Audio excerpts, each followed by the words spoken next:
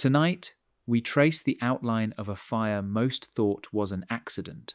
But what if it wasn't just wood that burned, but memory? And what if the flames were not a tragedy, but a message? Notre Dame is more than a cathedral.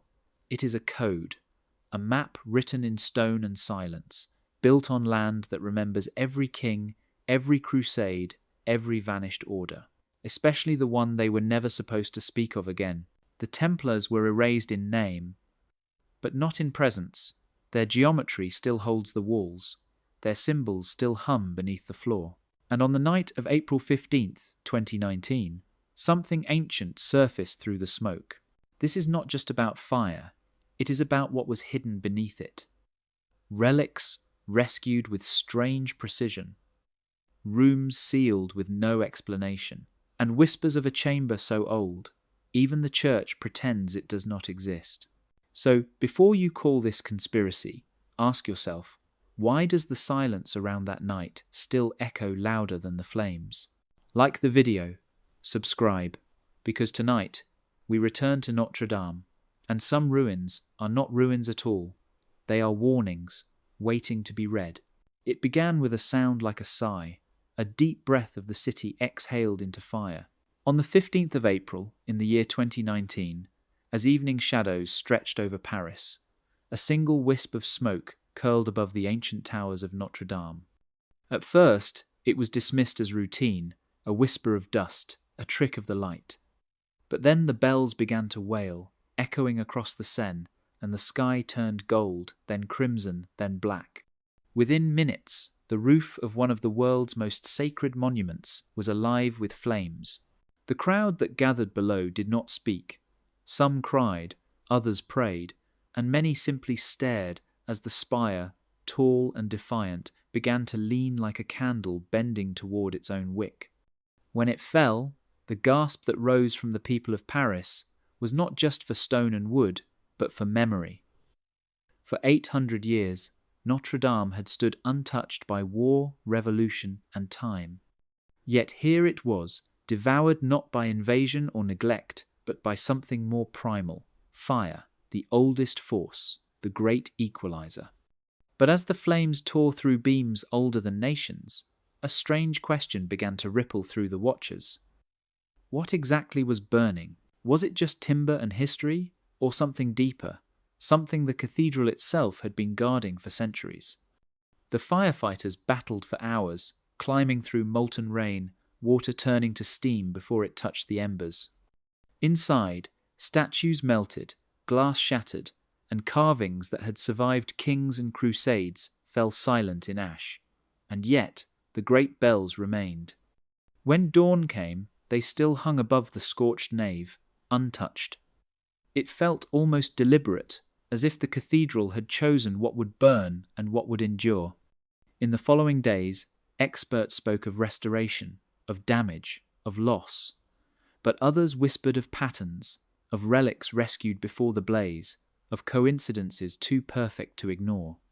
Among them, a strange rumour surfaced, faint and easily dismissed, that the heart of the fire had begun not in the wooden attic, but near the old Templar stone beneath the nave. The same slab, said to mark where the Knights of the Temple once prayed before their fall in 1307. No proof was offered, of course, only fragments of old reports, forgotten diagrams, and the eerie fact that the fire began just after 7 in the evening. The same hour, the Templar arrests began centuries ago. Coincidence or echo, no one could say. But for those who looked deeper, the blaze no longer felt random. It felt like an awakening, a torch passed across time. As smoke cleared from the city, the cathedral stood blackened but unbroken, her twin towers watching silently over the Seine. And somewhere within those charred stones, beneath the ruin and the soot, something ancient had stirred again, because Notre Dame does not forget, and when it burns, it remembers. Notre Dame is more than a building. It is a memory made of stone. Every arch, every window, every beam carries the trace of someone who touched it long ago. When the fire tore through its roof in the year 2019, it was as if the cathedral exhaled centuries of silence all at once.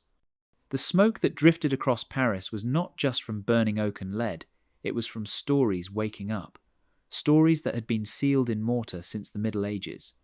For most visitors, Notre Dame was a landmark, a postcard, a stop on a tour. But to those who studied its design, its carvings, its impossible symmetry, it had always been something alive. The Gothic builders of the 12th century saw architecture as a form of language. Every line of stone was a sentence, every coloured glass a coded word written in light. When sunlight passes through the rose window and spills across the floor, it is not random beauty, it is a message, precise and intentional, a sermon carved in colour. The shapes of the windows, the ratios of the towers, even the steps leading to the altar are mathematical prayers. To the untrained eye, they are decoration, but to those who know the geometry of faith, they are formulas. And formulas once written do not die, they wait. When flames touched those equations, when heat cracked glass that had not broken in 800 years, something shifted. The pattern was interrupted. And, like a coded vault reacting to a key, parts of the cathedral that had been silent began to reveal themselves. Under the rubble, restorers found carvings no one remembered. Tiny faces etched behind beams, marks of builders who had worked in secret, perhaps hiding symbols that did not belong to the church at all. Some of the stones were arranged in ways that suggested hidden meaning, their alignment forming stars and crosses when viewed from above. Ancient inscriptions, thought to be random numbering, lined up perfectly with astronomical coordinates. It was as if the fire had exposed the cathedral's other side, the one meant to be invisible. Even before the blaze, legends surrounded Notre Dame. Some said it was built on an older temple. Others claimed its foundation stones came from sacred ground used by the Knights Templar before their fall in 1307. When the fire burned, those same foundations glowed faintly in the heat, as though the cathedral itself was reminding the world of what lay beneath. In the days that followed, as drones scanned the ruins and laser maps revealed every fracture, new patterns emerged. Lines in the stone that formed spirals, symbols hidden in joints where no one had looked for centuries. It was as if Notre Dame had finally chosen to speak, not in words, but in memory. The cathedral remembered everything. Every prayer, every betrayal, every secret whispered in the dark. The fire did not destroy it, it unlocked it. Long before the flames touched Notre Dame, another kind of fire had already shaped its birth. It was the 12th century, and Europe was still trembling from the Crusades. Across the cities of France and the deserts of Jerusalem, a new brotherhood had risen, one that blended sword and scripture, faith and finance. They called themselves the Knights of the Temple, or simply the Templars. They began as protectors of pilgrims, humble men sworn to poverty. Yet within a few decades they became one of the most powerful forces in Christendom. Their network stretched from the Holy Land to Paris, where their headquarters stood like a fortress of stone and silence. Behind their vows, there were whispers of other loyalties, of secret rites and symbols carried back from the East. In this time, the foundations of Notre Dame were being laid. Builders worked by torchlight along the Seine, their hands guided by plans no one dared to question. The city's bishop claimed divine inspiration, but others whispered that the design had been blessed by the Templars themselves. It was said that their masons understood sacred geometry, a system where numbers were not math but meaning, where circles and squares were keys to creation itself. According to legend, they brought this knowledge from Jerusalem, from the ruins of Solomon's temple, a place they had guarded and excavated for years. What they found there was never written, but what they built after seemed to echo its proportions. The same ratios that shaped the Temple of Solomon can be found in the layout of Notre Dame, in the width of its nave, the height of its towers, the distance between its portals. Some claim this is coincidence. Others call it design. The Templars believed that architecture could be a prayer made permanent, that if you built with divine numbers, you could invite heaven into stone. In Paris, their influence spread quietly. Streets aligned to form invisible crosses, markets built at geometric intersections. Even the city's heart, the Ile de la Cité, seemed to pulse with a symmetry too deliberate to be chance. At night, monks and knights gathered in candlelight, mapping stars against the city's plan. They believed that earth and sky were reflections of each other, and that Paris, if built correctly, could become a mirror of the divine order. As the Templars grew richer, their secrecy deepened. Gold flowed through their vaults, but so did information. They became the keepers of both treasure and truth. When they fell in 1307, accused of heresy and burned at the stake, their archives vanished. Some said they were hidden beneath Paris. Others believed they were built into the walls of Notre Dame itself, coded into its geometry, safe from any king. And perhaps that is the real echo that still lingers. The hum of a brotherhood that once saw the city not as a map, but as a living sigil. The Templar echo still vibrates through the cathedral's stone, waiting for someone who can hear it. They worked without names, no signatures, no portraits, no trace of their faces, only stone, lifted and fitted so precisely that 8 centuries later their hands still seem to guide the light. These were the builders of Notre Dame, the silent brotherhood who turned faith into geometry. History remembers the kings who paid and the bishops who blessed, but not the craftsmen who gave the cathedral its soul. In the 12th century, Paris was a hive of creation. Guilds of masons, sculptors, and glassworkers moved like migrating constellations from site to site, building cathedrals that seemed to rise as if the earth itself were remembering how to pray. But among these guilds were smaller circles, secretive, disciplined, bound by oaths and symbols. They were called companions of the craft, men who carried knowledge not written in books but whispered in lodges. To the outside world, they were labourers. To themselves, they were keepers of sacred proportion, initiates in an art that balanced science and spirit. Every measurement had meaning. The length of a nave might reflect the cycle of the moon. The height of a tower could mirror the distance between planets. The builders called this sacred measure, a belief that numbers were divine fingerprints, and that by carving them into stone, one could echo the structure of creation. In the margins of Notre Dame's walls are faint engravings, marks that once told each craftsman where his work began and ended. But these symbols are not random. Many match ancient sigils found in the East, traced to alchemical diagrams and even older mysteries. Circles intersecting triangles, keys, serpents, flowers. To some, they are simply the mason's code. To others, they are a language of initiation, proof that the builders saw themselves not merely as workers, but as participants in a hidden tradition. Even the placement of gargoyles and saints follows patterns that suggest intent. The south facade aligns with the summer solstice. The rose window's petals correspond to the 12 signs of the zodiac. The architects may have been serving the church, but their designs whispered of something older than Christianity, a remembrance of the universal order that all temples once mirrored. Beneath them worked men who measured by starlight, who carried tools marked with sigils, who swore to secrecy before taking up the chisel. Some said they could feel the hum of the earth beneath the stone, a rhythm they matched with each strike of the hammer. They called it the song of the foundation. And perhaps it was that song, rather than any royal decree, that truly raised Notre Dame. When the fire of 2019 scorched the roof, fragments of these markings were revealed again. Symbols that had been hidden behind plaster glowed faintly in the soot.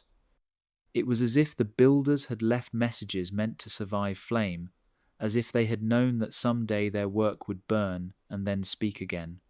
Builders in shadow, forgotten by history, yet their code remains, written not in ink but in stone that refuses to forget. If you stand at the centre of Notre Dame and look up, the space begins to move. Not literally, but in a way that makes your senses tilt. The lines, the arches, the vaults all pull toward a point that feels both above and within you. It is not just beauty, it is precision. Every angle, every curve was calculated to echo a pattern older than religion itself. The cathedral was not simply built, it was composed, as if it were a piece of music written in stone. The builders of the 12th century did not think of architecture as art. They saw it as mathematics in prayer, a formula that could bring heaven closer to earth. The nave, the great central corridor, is exactly as long as the transept is wide, forming a perfect cross when viewed from above. But it is not just a symbol of faith, it is also a compass. The cathedral's main axis runs almost perfectly east to west, aligning with the rising sun on the spring equinox. Light spills through the windows at dawn, striking the altar just as the sun rises over the horizon. To the builders, this was not coincidence. It was design, a fusion of astronomy and devotion. The rose windows follow the same logic. The great circular one on the north side mirrors the moon. The one on the south side mirrors the Sunday. The number of petals, the spacing of the glass, even the angles of the supporting stone form patterns based on sacred ratios, the same used by ancient Greek architects and Egyptian priests. 3 for the Trinity, 4 for the elements, 7 for the creation. The proportions of the cathedral repeat these numbers, like verses in a chant. The height of the towers, compared to their distance apart, forms the ratio 3:5, a balance that mirrors the mathematical harmony found in nature, in shells, flowers, and galaxies. To those who can read it, Notre Dame is a liturgy written in numbers, each measurement a syllable of praise. Beneath the floor, archaeologists have found remnants of older foundations, Roman stones, and fragments of pagan altars. The Gothic builders placed their design directly over them, using the same geometry to repurpose sacred ground into sacred order. It is as if the cathedral was not erasing the past, but absorbing it. The flames that tore through its roof in 2019 followed those same lines. Firefighters later said the blaze moved strangely, almost as if it respected invisible borders. When the roof collapsed, the walls held firm, guided by ratios that had kept their balance for 800 years. The geometry beneath the flames had done its work. Even in ruin, the structure remained symmetrical, unbroken. It is said that when the smoke cleared, shafts of light pierced through the rose window, striking the nave in perfect alignment once again, as though the cathedral was reminding the world that it was never just a building, it was a compass pointing toward eternity. If you walk slowly along the facade of Notre Dame and let your eyes trace the carvings, you begin to notice a pattern that does not quite fit the usual saints and angels. Hidden among the vines and lilies are tiny creatures carved so delicately that most visitors never see them. Bees, hundreds of them. Some clustered around flowers, others hovering near the folds of stone robes, frozen in motion for over 8 centuries. To most, they are decoration, a flourish of Gothic imagination. But to those who know the older symbols, the bee is a message. In ancient Egypt, bees were sacred to the sun god Ra.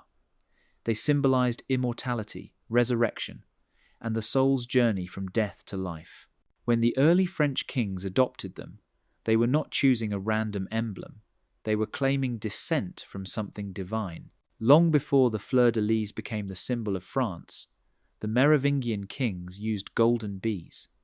They were found buried with King Childeric in the 5th century, tiny gold charms that surrounded his body like guardians. When Notre Dame was built, that memory was already legend. Yet the builders carved bees into the cathedral's skin as if to preserve the code. The lilies that share the same walls are often said to represent purity, but their shape also mirrors the bee's flight path, 3 petals forming the same triangular symmetry seen in hives. Together, bees and lilies tell a story of lineage, not of nobility earned but inherited, a bloodline said to carry sacred right.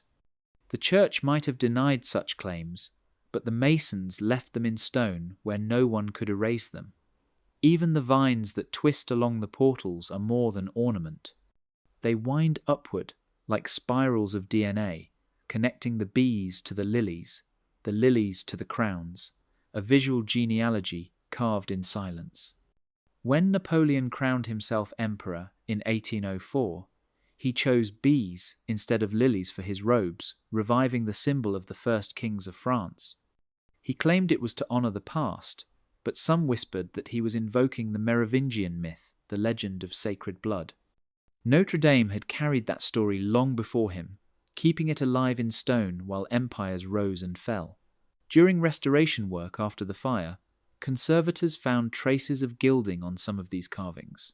The bees had once shimmered in gold under candlelight, their wings reflecting the glow like living fire.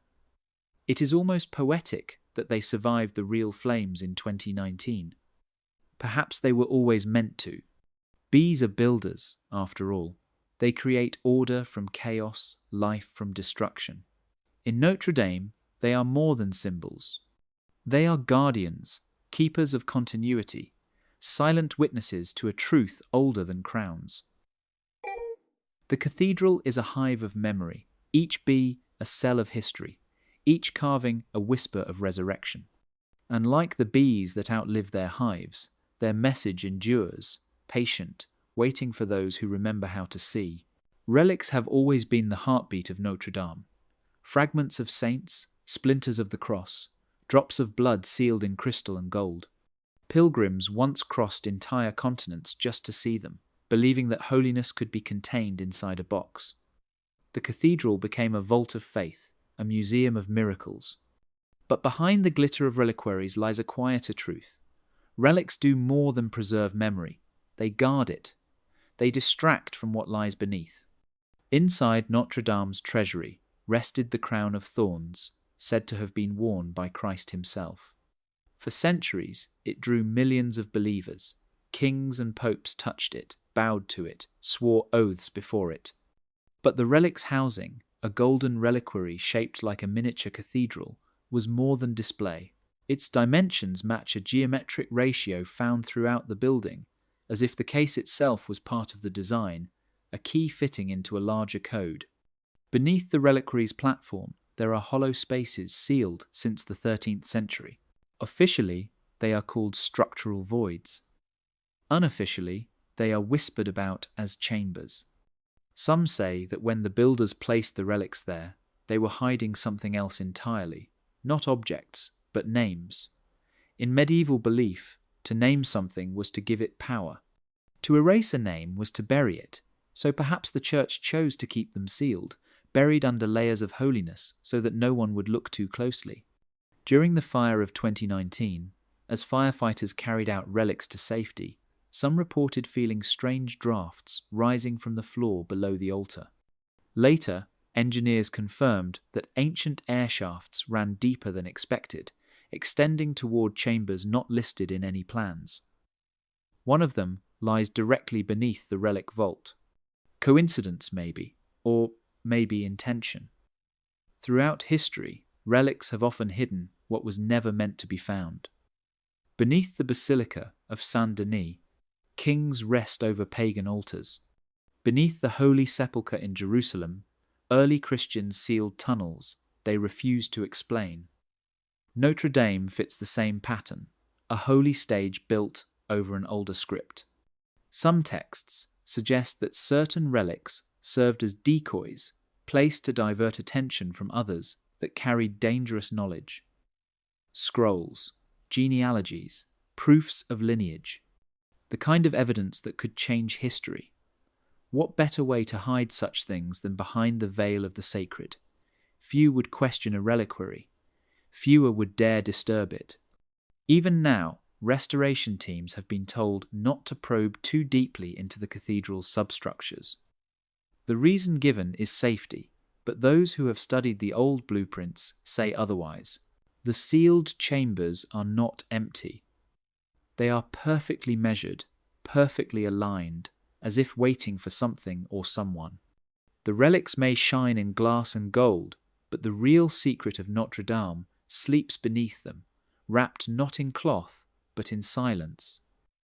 And sometimes, silence is the strongest relic of all. It began before dawn on a Friday in October of the year 1307. In the narrow streets of Paris, boots echoed against the cobblestones as the king's soldiers fanned out under sealed orders. By sunrise, the city's most powerful brotherhood had become its prisoners. The Knights Templar, warriors once blessed by popes and trusted by kings, were dragged from their beds, bound, and accused of heresy. The date was Friday the 13th, a moment that would stain the number with fear for centuries to come. The charges were wild. Worshipping idols, spitting on the cross, dark rituals whispered in secret halls. But most historians now agree the real crime was wealth. The Templars had become richer than any crown. Their Paris headquarters, near the Temple district, was said to hold treasure beyond imagination, gold and silver piled in vaulted chambers. Yet when the soldiers stormed it, they found nothing. The vaults were empty, the ledgers were missing. It was as if the Templars had vanished overnight, taking their secrets with them. Rumours spread that their fleet had sailed down the Seine under cover of darkness, loaded with chests and crates. Some said the ships headed west toward the coast. Others claimed they turned south toward hidden strongholds. But a few whispered something stranger, that what they carried was not gold at all, that the treasure was knowledge. During their years in the Holy Land, the Templars had dug beneath the ruins of Solomon's Temple. What they found there was never recorded, but when they returned to France, their fortunes changed.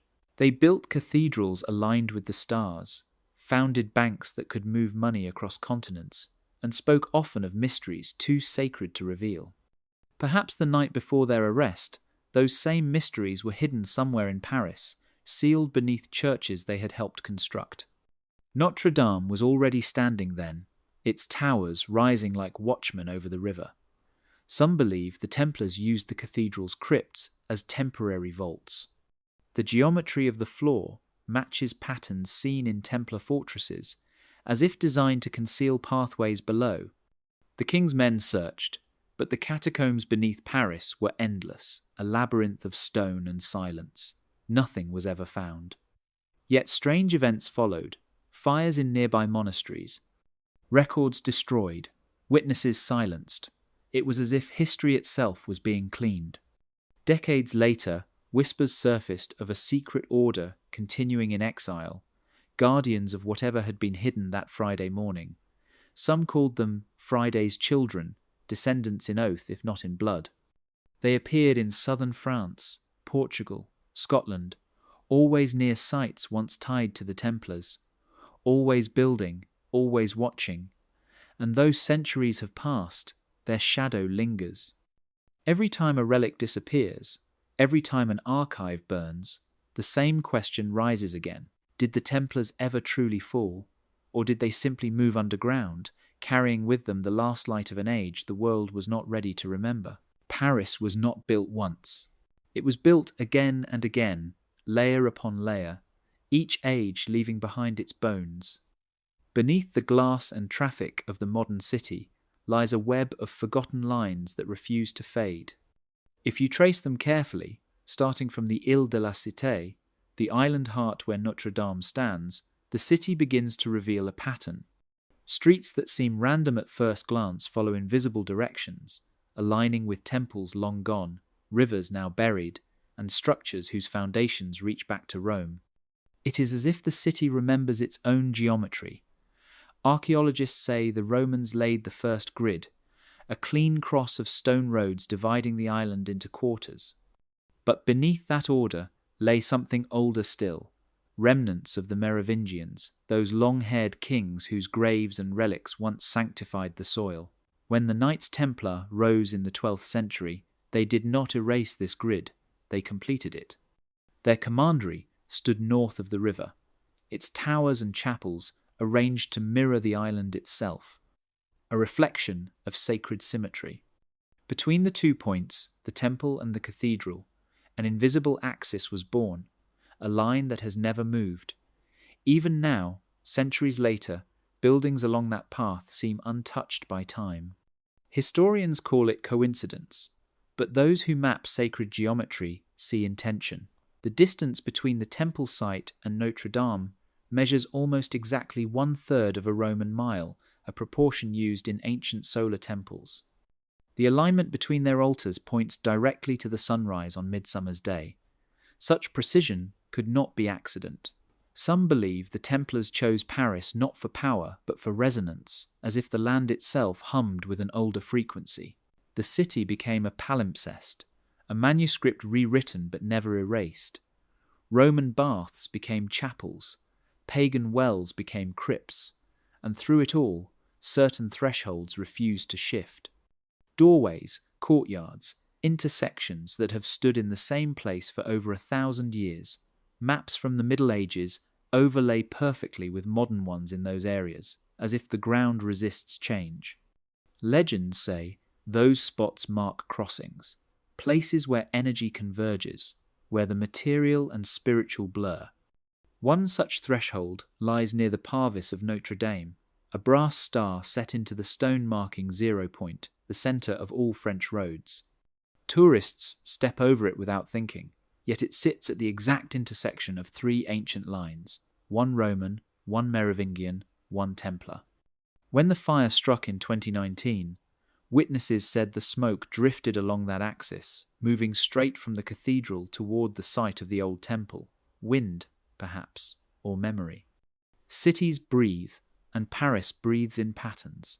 The streets may change names, the stones may be replaced, but the grid beneath them endures, silent and unbroken. It is a design too old to erase, too precise to ignore, and perhaps still alive beneath the noise of the present, waiting for someone to remember how to read it. In the dim light of old libraries, history does not shout, it whispers. Ink fades, pages crack, and in the margins, faint traces of hands long gone linger like ghosts. The medieval scribes who copied documents for kings and bishops did more than preserve words. They edited reality. Every charter, every papal bull, every deed of land was both record and weapon. What they chose to write shaped power, but what they chose to erase shaped truth. In the archives of Paris, tucked behind sealed doors and stone corridors, thousands of medieval documents sit in silence. But the most curious ones are not the grand declarations or royal letters. They are the fragments. Pages where the edges are scraped clean, where glosses once written in red have been washed away. Under certain light, those erased lines glow faintly, revealing notes that contradict the main text. Names replaced, dates altered, entire sentences hidden beneath polite script. The librarians of the Middle Ages were not neutral keepers of knowledge, they were gatekeepers. When the Templars fell in 1307, orders were sent to destroy their records. Yet, some clerks, bound more by curiosity than obedience, hid pieces in unrelated volumes, disguising them as harmless trade accounts or church inventories. These became known as the misfiled charters, documents that do not belong where they rest. On the surface, they speak of mundane things, shipments of grain or repairs to chapels, but between the lines are references to lost properties, unnamed benefactors, secret endowments. One scholar who studied these notes described them as negative space, meaning that what was missing was more revealing than what remained.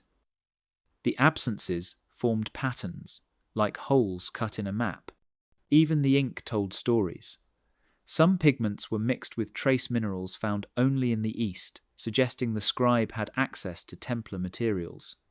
In one ledger from the early 14th century, a line reads, "Transferred to custody of the Brotherhood, under the seal of silence." No Brotherhood is named, the next page is torn. For centuries, archivists ignored these small clues, treating them as clerical errors. But to those who look closer, the erasures are messages. A clean page in a medieval book was never a mistake, it was a warning. Someone wanted that space to stay blank. The louder the silence, the heavier the secret it hides. When digital scans of the Vatican and Parisian archives were made after 2015, some of these absences appeared again, faint shapes beneath the parchment, visible only to ultraviolet light. Notes written in margins centuries ago by nameless hands. Phrases like keep apart and hold for the temple. No explanations, only implications. The librarian's margin, as historians now call it, is not just an artifact, it is a voice speaking through absence, a reminder that power is never just what is written. It is also what has been carefully erased. And in those erased spaces, the story of Notre Dame, the Templars, and the truth they carried still flickers, hidden in plain sight. Fire is not only destruction, it is a kind of editor. It removes what no longer serves, exposes what has been hidden, and leaves behind only what must endure. When Notre Dame burned in April of 2019, the world watched in horror as its spire collapsed into a sea of orange and black. But beneath the grief, something else stirred, a strange awareness that the cathedral was not dying but speaking. The flames licked through centuries of dust and varnish, revealing carvings no one had seen in generations. Patterns once dulled by soot began to glow again. Even the stones seemed to breathe under the heat, as if exhaling secrets trapped since the Middle Ages. Catastrophe, in its cruel precision, becomes a kind of truth serum. What fire takes, it takes without reason, but what it spares often feels deliberate. The roof of Notre Dame was built from oak trees felled in the 12th century, each beam a timeline of forgotten forests. When the blaze consumed them, their ashes fell like black snow over the Seine. Yet the twin towers stood untouched, as if protected by geometry itself. Engineers later said it was the balance of weight, the genius of the Gothic vault. But others saw meaning in the survival. The towers are the eyes of the cathedral, the watchers. They had seen crusades, revolutions, occupations, and now they had seen fire, and still they endured. It was as if the cathedral had chosen what to lose and what to keep. History repeats this pattern. The Library of Alexandria, the monasteries of England, the Templar strongholds in France. Fire has always been both destroyer and curator. What it burns becomes legend, what it spares becomes sacred. After the flames at Notre Dame were extinguished, investigators found something strange. Certain wooden carvings survived almost untouched, though surrounded by ash. One depicted a phoenix, wings spread, rising through vines. Another showed a figure holding a torch, its face worn but unmistakably serene. Perhaps they were symbols, perhaps omens. Restoration teams uncovered Latin inscriptions behind melted plaster, words that read renovatio and memoria, renewal and memory.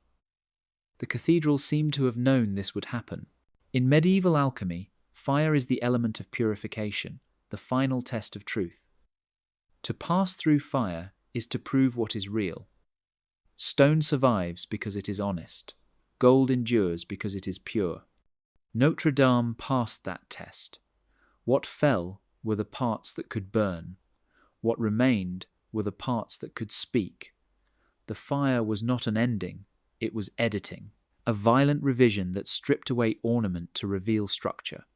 Beneath the ruin, the geometry still stood, unbroken and luminous, as if reminding the world that faith, knowledge, and art are not preserved by avoiding catastrophe, but by surviving it. In the end, the cathedral was never simply burned. It was rewritten.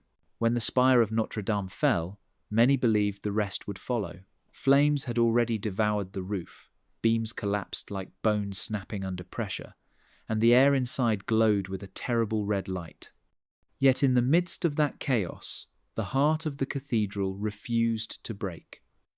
The choir, that sacred space behind the altar, where the oldest chants once rose, remained standing. Its ribs, arches, and columns held firm against impossible heat. Engineers called it a miracle of design. Historians called it defiance.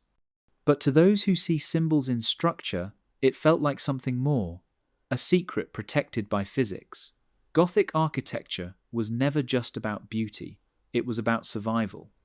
The builders of the 12th century understood weight as language. Every arch spoke to another. Every stone leaned on its neighbour in a silent conversation of trust. The ribbed vaults above the choir are the best example of this. They form a skeleton of stone, each curve directing stress outward rather than down. It is an architecture of cooperation. When fire struck, the ribs became guardians, channeling collapse away from the core. The flying buttresses, those strange half-bridges reaching out from the sides, caught the pressure and redirected it into the ground. To the eye, they are decoration. To the structure, they are salvation. They hold the cathedral upright by letting it breathe. Medieval builders saw in this system more than engineering. They saw a reflection of divine order, an image of how the spiritual world supports the physical. The visible is upheld by the invisible. Some whispered that this knowledge came from the East, from the same geometry studied by the Templars. The exact curvature of the arches matches proportions found in Islamic architecture and even older temples. It is as if Notre Dame carries in its bones a memory of every civilization that dreamed of eternity. When the fire tested that dream, the design answered. The roof was wood, and it burned. The walls were stone, and they endured. Between them, the hidden math did its quiet work, preserving the form even as flames tried to erase it. After the smoke cleared, drones captured something strange in the choir. Amid the blackened debris, the pattern of the ribs formed a perfect cross of light, where the vault had cracked just enough to let the sun through. It seemed almost deliberate, as if the building itself had chosen to open a window to the sky. Scientists see in this event a triumph of medieval physics. But others believe it was proof of intention, that the cathedral's skeleton had always been designed to protect not just itself, but something within. The choir would not fall because it was never meant to. It stands as the heart of the mystery, the one place the flames could not touch, a reminder that what is built with understanding cannot easily be undone. The secret remains safe, held in the ribs of stone that still sing without sound. When sunlight passes through the rose windows of Notre Dame, it does more than paint the floor with colour. It speaks. Each beam carries meaning hidden in glass, a code written in light. To most, they are masterpieces of Gothic art, vast circles of stained colour framing biblical scenes. But to those who look closer, the roses are maps. They chart not geography, but knowledge, a diagram of the universe drawn in sacred proportion. The North Rose, created in the 13th century, represents the celestial. Its blues and violets dominate, the cold colours of night and eternity. The South Rose burns with reds and golds, the hues of fire and resurrection. Between them lies the West Rose, facing the setting sun, where light fades into shadow. Together, they form a trinity of cycles, heaven, earth, and time. Their symmetry is perfect, their geometry precise. Each petal divides into 12 sections, mirroring the zodiac and the 12 apostles. But beyond their biblical order, something more elusive hides at the edges. In the outermost ring of the North Rose, among prophets and angels, a single female figure gazes outward. She is not crowned like Mary, nor veiled like a nun. Her hair flows freely, her hand holds a vessel, and her eyes seem to look not at the heavens, but at the viewer. To most, she is just another saint. To some, she is Mary Magdalene, the woman who saw what others could not.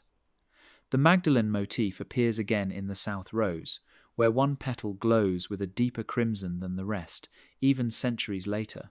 Tests show the glass came from a different source, its pigments containing trace elements not found in France. Perhaps it was imported from the Holy Land, or perhaps placed there deliberately.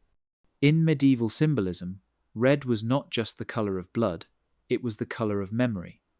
The placement of that petal aligns with the rising sun on July 22nd, the feast day of Mary Magdalene.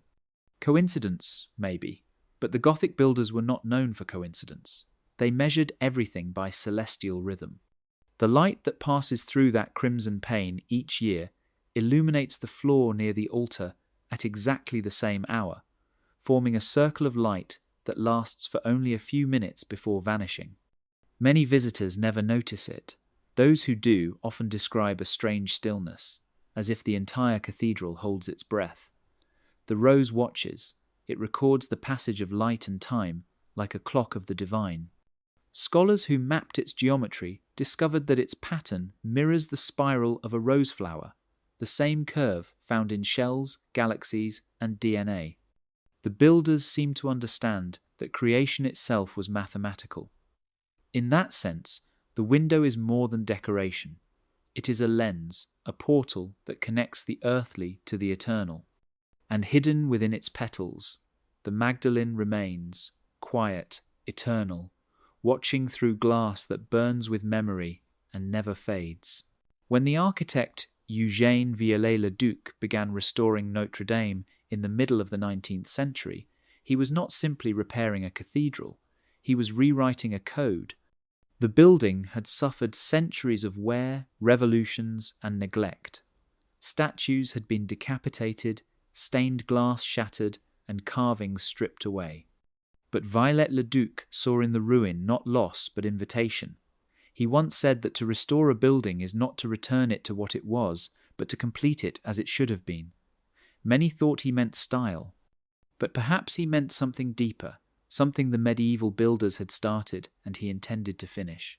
His most daring creation was the new spire, a tower of oak and lead rising from the heart of the roof. It was not a copy of the original, which had been removed centuries earlier, but a rebirth. Its proportions echoed the Gothic language of the 13th century, yet hidden among its details were modern insertions, symbols that did not belong to the church alone.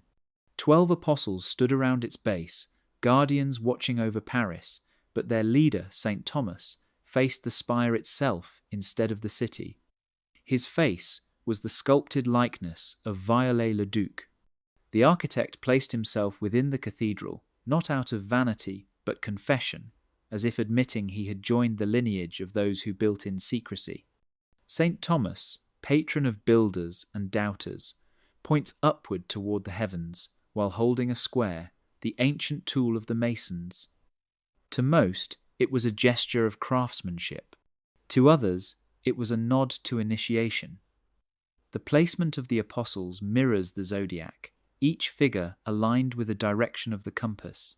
The spire itself rises at an angle that points to the constellation Virgo at midnight on August 15th, the Feast of the Assumption, a date tied not only to the Virgin Mary, but to the goddess forms that predated her.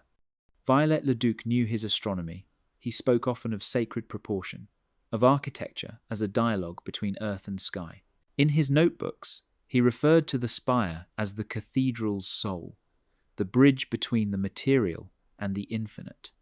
During restoration, after the 2019 fire, workers discovered inscriptions etched inside the metal skin of the spire, Latin mottos, initials, and an emblem of a bee surrounded by lilies. These were not part of any official record. Perhaps they were placed there by the restorers of the 19th century, continuing a tradition that stretched back to the masons of the Middle Ages. The modern spire was not a replacement. It was a continuation, a confession written in metal and sky. When it burned and fell, some said it screamed, others said it sang. But maybe it was only finishing its sentence, a voice of the past speaking through the present, reminding the world that Notre Dame had always been more than a monument. It was a language, and the spire was its final word. The night Notre Dame burned was full of sound before it was full of flame. Bells rang from nearby churches, sirens cut through the air, and across the Seine people began to gather, faces lit by orange reflections on the water. At first, the smoke looked like an accident, a roof fire from repair work. But as it thickened, as it turned from grey to gold to black, something about it felt intentional, not in the sense of guilt, but in the sense of message. The fire spoke through colour, through motion, through scent. The heat was suffocating, even from the streets below. Witnesses described a sound like glass breaking over and over again, though the windows were too high to reach. Then came the smell, sharp and heavy, the scent of burning oak soaked in centuries of oil and incense. That wood, known as the Forest of Notre Dame, had been cut in the 12th century, each beam made from a single tree. When it burned, it released air that had been trapped for 800 years. People said it smelled ancient, sweet, and bitter at once, like time itself was being released. Then came the molten lead, dripping from the roof in silver rain. The lead flowed into the gutters, into the river, leaving streaks of metallic ash that shimmered under the firelight. Firefighters said it was like watching the cathedral bleed. The flames climbed along the nave, moving faster than they should have, leaping across gaps as if drawn to certain lines. Some observers claimed they saw shapes in the smoke, spirals, crosses, even wings. Cameras captured flashes of blue light inside the glow, quick and deliberate. Later, scientists would explain it as the reflection of copper wiring or chemical reaction. But, for those who watched, it felt like something was signaling. Not disaster, but revelation. The fire seemed to follow the structure's hidden geometry, burning in straight paths where old architectural drawings had marked forgotten joints. When the spire fell, it did not crush the altar. It fell just short, as though directed by unseen precision. In the aftermath, investigators found curious details. Some areas were reduced to ash, yet wooden pews nearby remained untouched. A statue of the Virgin stood pristine among rubble, her eyes reflecting faint soot like tears. It was not proof of miracle, but it made people pause. Every catastrophe edits its own meaning. The heat burned away the dust of centuries, revealing faces carved beneath later plaster. Latin inscriptions emerged from blackened walls, their letters half melted, half reborn.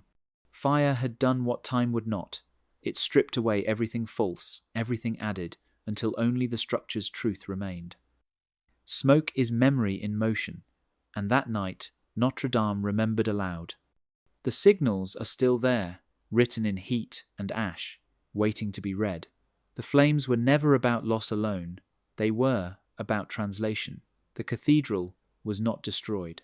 It was rewritten in light, breath, and smoke. Beneath the quiet floor of Notre Dame, there are whispers of a room that should not exist. The official blueprints of the cathedral show nothing below the nave except the crypt, a known space filled with the relics of ancient Paris. Yet rumours among restorers and archivists tell of something deeper, sealed, long before modern records began. They call it the Templar room. It is said to lie directly beneath the altar, reachable only through a staircase that was sealed in the 14th century, when the last traces of the Knights Templar were erased from France. The story begins with a ledger found in the archives of the Hôtel de Ville, dated 1310.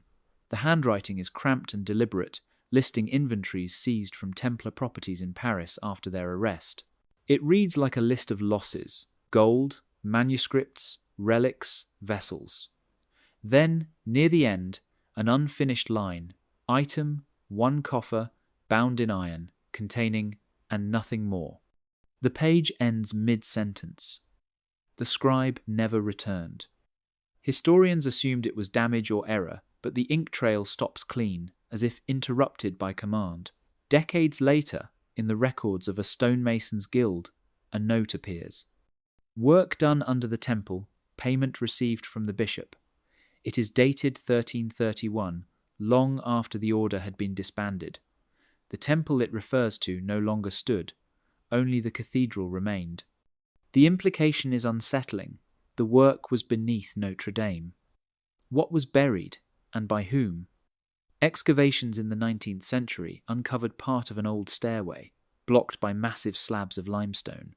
When it was mapped, the structure beneath matched no known layout of the crypt. The alignment of the walls mirrored Templar architecture, perfect squares and ratios of 3 and 7, the same proportions used in their commanderies.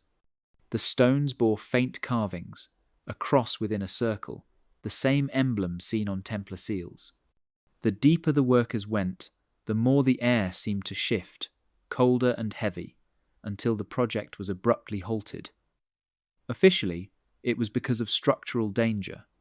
Unofficially, it was because strange sounds were heard at night, hollow knocks like hammers echoing from below. The area was resealed, and the notes filed under restricted access. When the fire in 2019 weakened parts of the floor, thermal scanners revealed heat pockets in places where none should have been, as if air was trapped in hidden chambers. One scan showed a rectangular void beneath the choir, perfectly centered, the size of a small chapel. Could the Templar room still be there? If so, it has kept its silence for over 700 years. The grammar of interruption lingers not only on the unfinished line of that ancient ledger, but in the architecture itself, a story cut off mid-breath, buried before it could end. Beneath the prayers, beneath the marble, beneath the centuries of worship, something waits, bound in iron, containing, and the sentence still refuses to finish. When Napoleon Bonaparte crowned himself emperor in the year 1804, the eyes of the world were fixed on the glittering stage of Notre Dame. The cathedral that had once crowned kings now stood witness to a man who needed no pope's permission. Draped in velvet and gold, Napoleon's robe shimmered under candlelight with hundreds of tiny golden bees. Most saw them as decoration, elegant symbols of work and order. But they were not new, they were ancient. The bee had once been the emblem of the first kings of France, the Merovingians, whose golden insects were found buried with King Childeric in the 5th century. For centuries, the symbol had vanished, replaced by the fleur-de-lis of later dynasties. Napoleon's choice to resurrect the bee was no accident. It was a signal. By wearing them in the same cathedral that once hid Templar secrets, he was linking his empire to a bloodline long erased from history.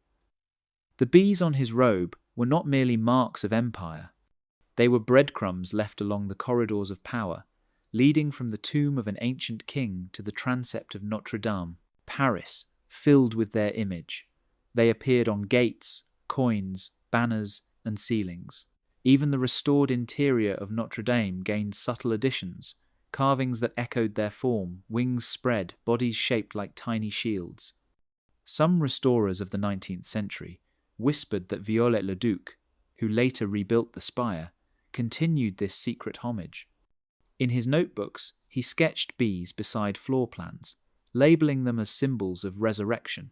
To him, the bee represented both death and rebirth, the eternal return of order after chaos. He must have known their history. The Merovingians believed that bees carried the souls of the dead, ferrying them between worlds. To carve them into stone was to seal immortality. Napoleon, ever the strategist, understood the power of myth. By reviving the bee, he was claiming legitimacy older than the church itself. He positioned himself not only as a ruler, but as a reborn heir to sacred kingship, bypassing divine right through the symbol of divine blood. Yet even after his fall, the bees remained. They lingered in ironwork, mosaics, and hidden corners of Parisian architecture.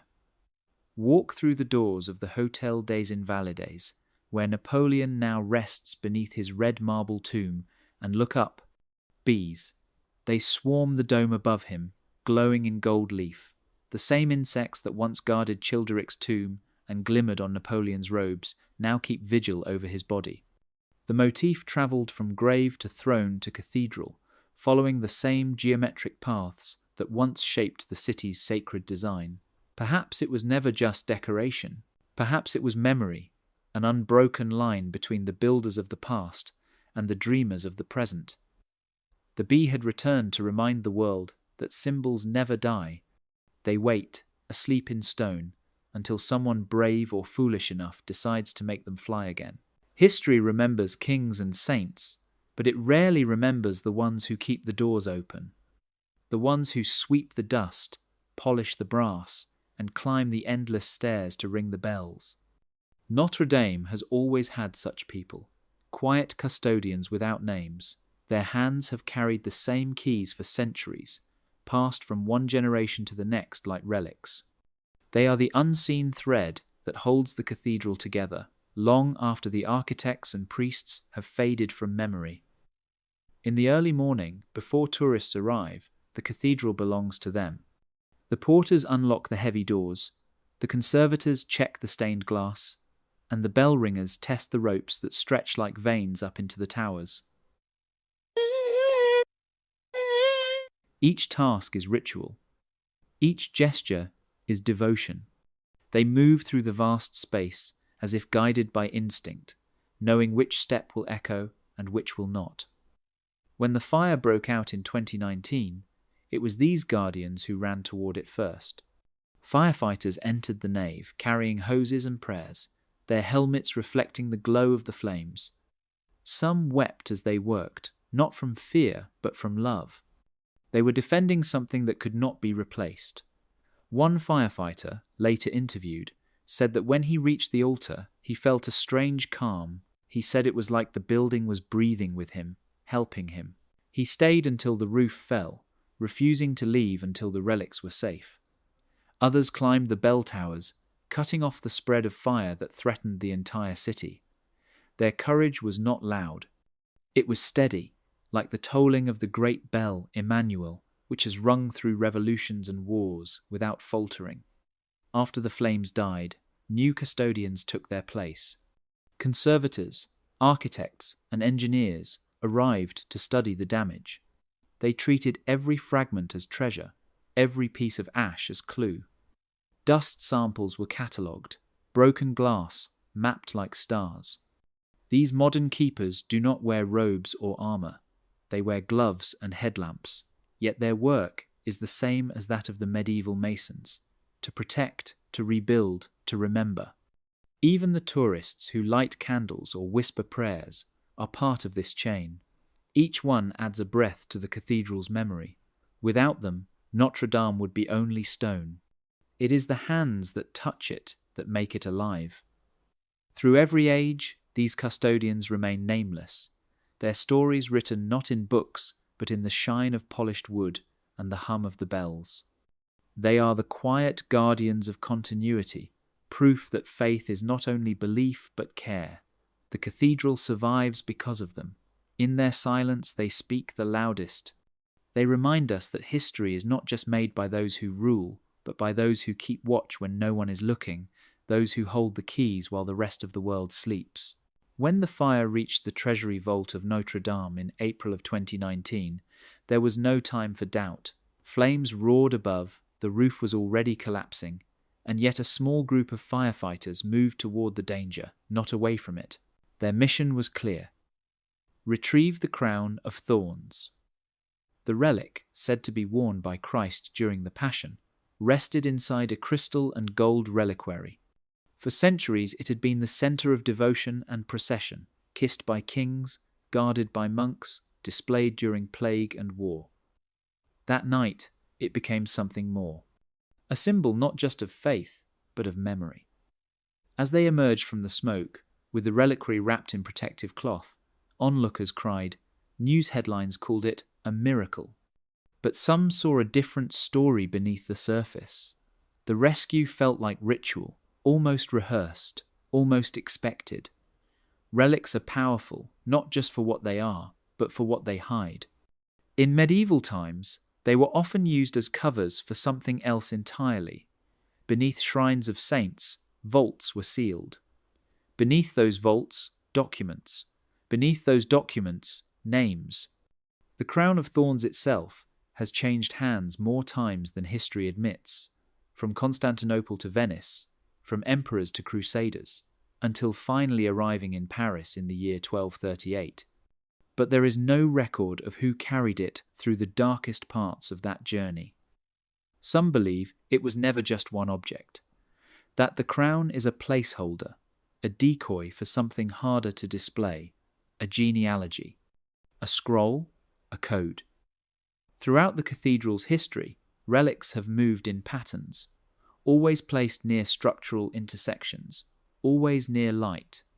The crown was kept in the spire, directly above the crossing of nave and transept, where the earth aligns with heaven. When the spire collapsed, it missed the relic chamber by meters. Not accident, design. The act of rescuing the relic that night was not just an emergency response, it was a reenactment of something older. In the Templar traditions, sacred items were moved during times of crisis under the cover of ritual. The item everyone saw was never the item being protected. In this way, the crown becomes both symbol and shield. What we focus on keeps our eyes away from what cannot be shown. The reliquary sparkles, and in its glow, the shadows behind it stay untouched. After the fire, when conservators examined the relic, they found faint inscriptions on the base of the casing, Latin phrases not listed in the cathedral's inventory.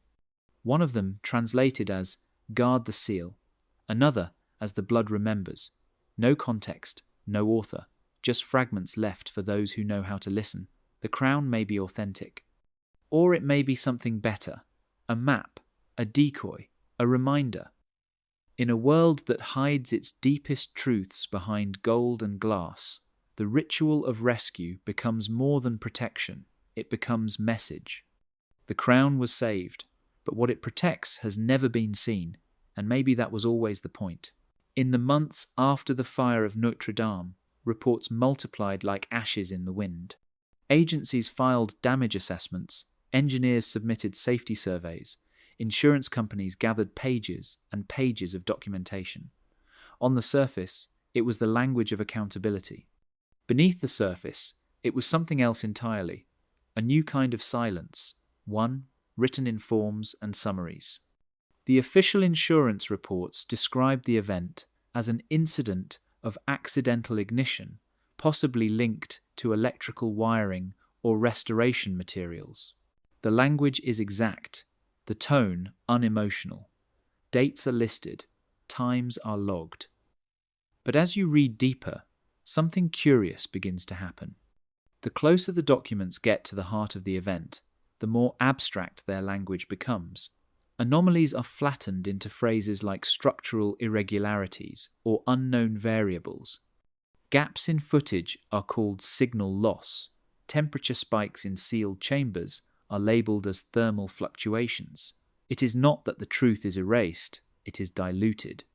Rewritten in a grammar that makes certainty impossible. Take the inventory lists of recovered artifacts. Some items are detailed down to their materials and measurements. Others are simply marked unclassified object or item not in register. One line describes a container removed from the crypt as non-standard in form with no prior documentation, no photo, no explanation. The file moves on.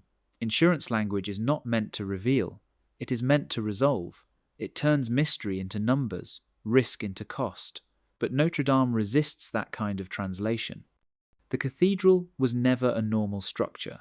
Its walls carry centuries of improvisation, carvings added without notes, chambers sealed without maps. Committees tasked with reconstruction find themselves overwhelmed not just by the damage, but by the strangeness. Why are some stones older than the cathedral itself?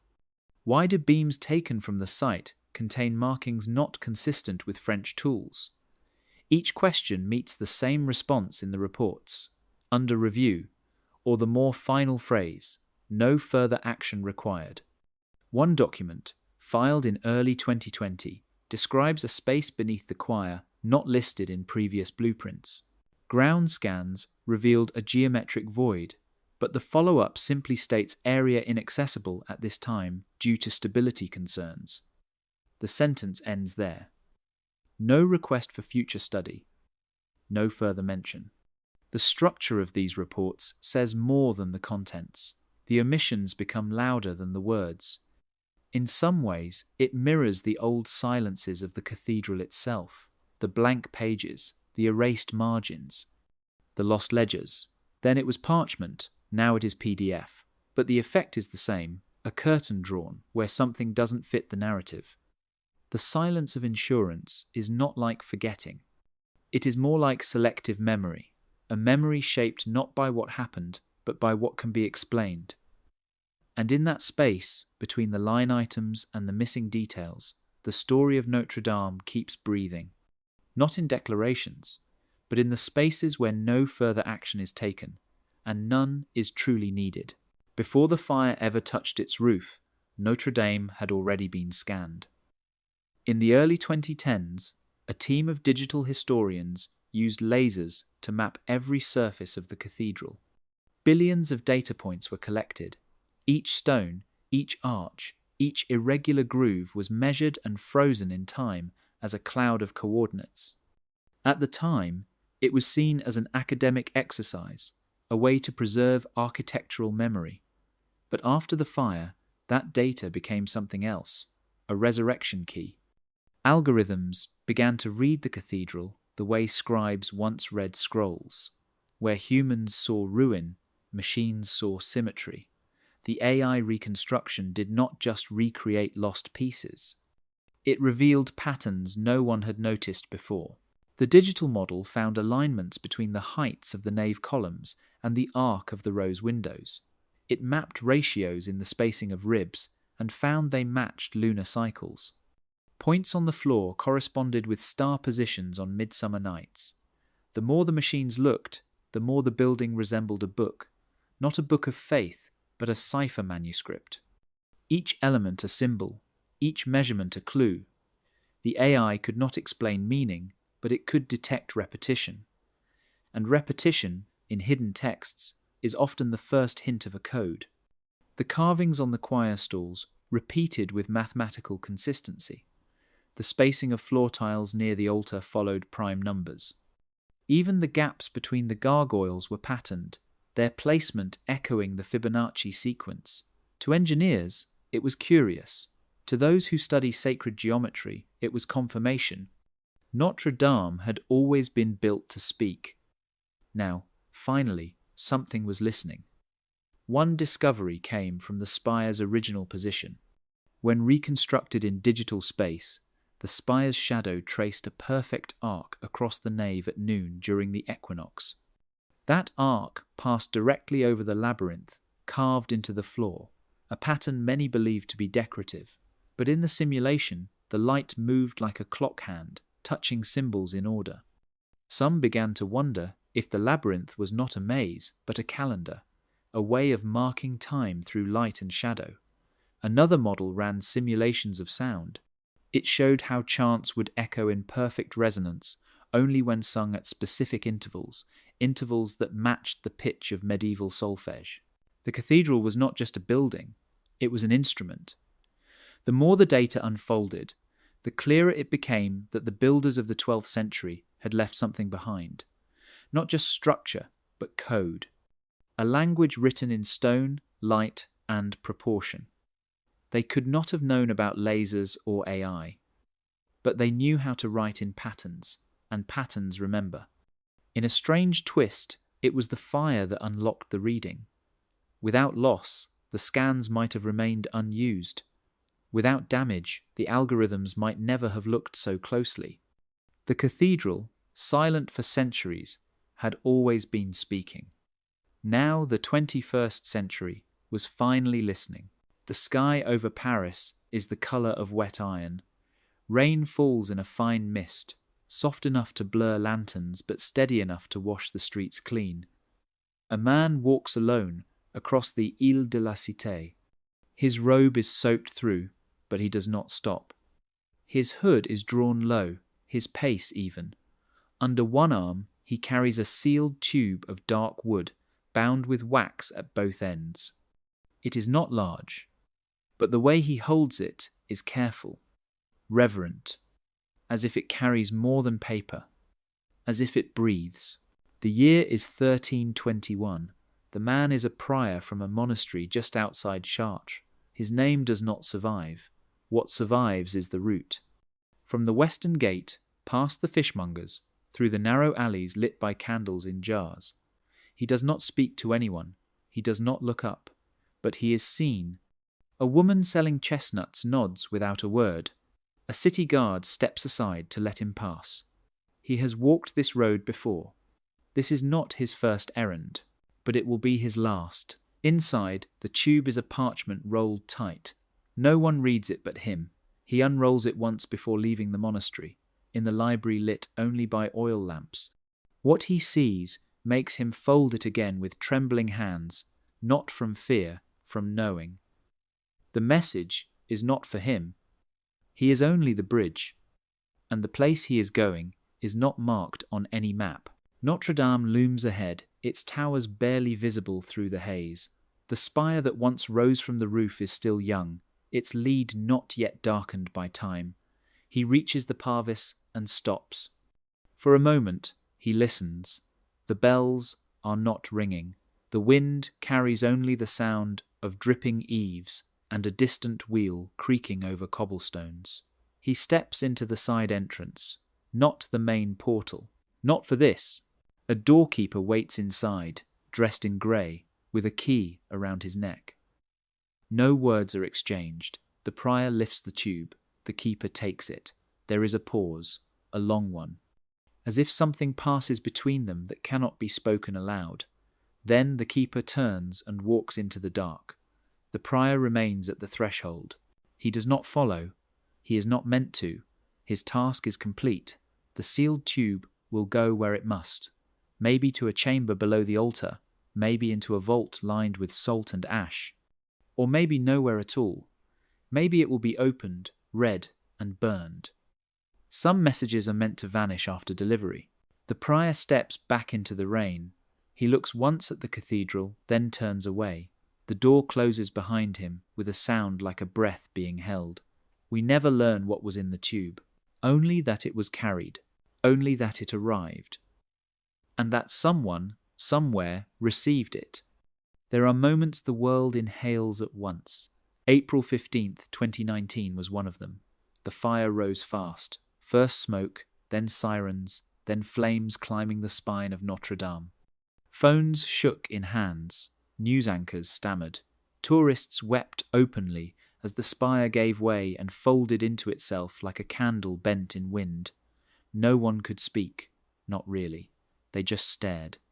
The kind of stare that doesn't belong to one person, but to a whole species, remembering something it had forgotten. In that hour, Notre Dame became more than a church, more than stone and wood. It became a mirror. The fire did not just devour history, it summoned it. People gathered on the bridges. Others stood in silence across the river, shoulder to shoulder with strangers. The crowd was a vigil. No chants, no hymns, just quiet. A silence filled with awe and helplessness, and something else. A sense that what burned was not just structure, but meaning, that something old had surfaced through the flames to be seen again, not clearly, just enough to make us remember it was still there. Later, experts would talk of oak beams and medieval nails, of the weight of lead and the pressure of heat. But those explanations didn't reach the center of what had happened, because this was not only loss, it was revelation. The cathedral had been invisible in plain sight for most, just another monument in another city, but in burning it became outline. In burning, it asked to be noticed again, not just as a building, but as a question. What is sacred when it is threatened? What do we protect when we are powerless? What stories wake up when we lose their shelter? In the days that followed, people left flowers at the gates. Children drew pictures. Parisians who had never once stepped inside the cathedral lined up just to stand near its walls. As if proximity could answer something they didn't know they were asking. Something in the shape of grief, but not only grief. A kind of recognition, of time, of memory, of shared roots, hidden beneath the everyday. And then came the donations, from kings, from artists, from anonymous strangers. Money poured in not just to rebuild the cathedral, but to say aloud that it mattered. That it belonged to everyone, even those who had never touched its stones, even those who had only ever seen it in books. Ashes do not always mean the end. Sometimes they mean the beginning of seeing. A return to outlines, to silhouettes, to the shape of what we almost forgot to remember. Notre Dame, in burning, reminded us that meaning survives not in perfection, but in recognition. That light cast through fire still makes patterns on the ground. The cathedral called us back, not to mourn it, but to notice it. The gasp was not only pain, It was memory surfacing, something old, asking to be seen again. And this time, we looked. Come back after midnight, when the cafes have emptied, when the street performers have vanished into alleys, and the tourists have carried their laughter back to their hotels. Cross the Seine slowly. Let the city soften behind you. Reach the Parvis in front of Notre Dame and stop. Do not speak. Just listen. The square is empty now, but the cathedral is not. Its presence does not sleep. Stand still, and you will feel it. Not in the air, but in the stone.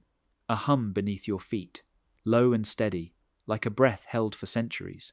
The towers loom in the dark, no longer golden, no longer photogenic, just massive. Alive.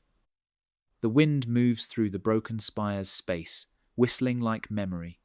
You are standing where kings once stood, where processions passed, where fires were watched, and relics were carried, and secrets were whispered.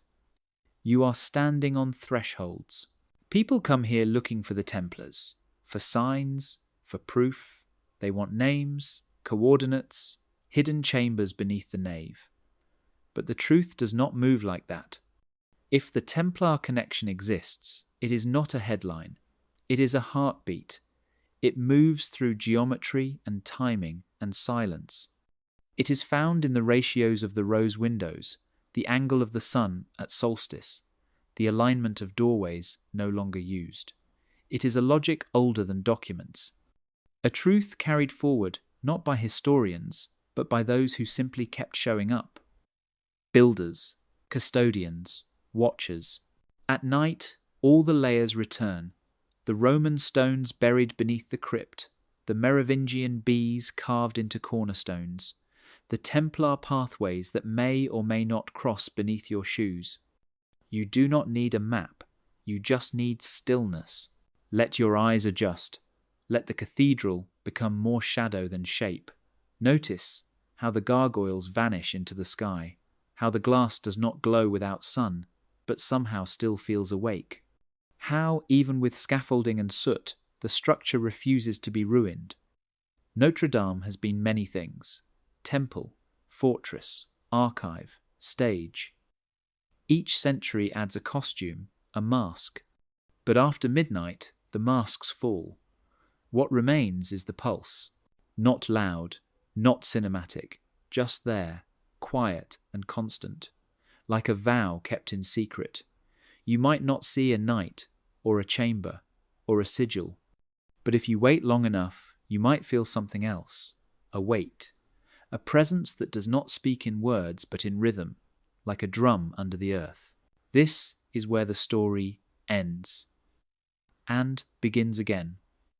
Not with a grand reveal, but with a whisper in the stone. Come back after midnight, not to solve a mystery, but to remember that it was never lost, only sleeping, waiting, watching, just like the cathedral, just like the truth.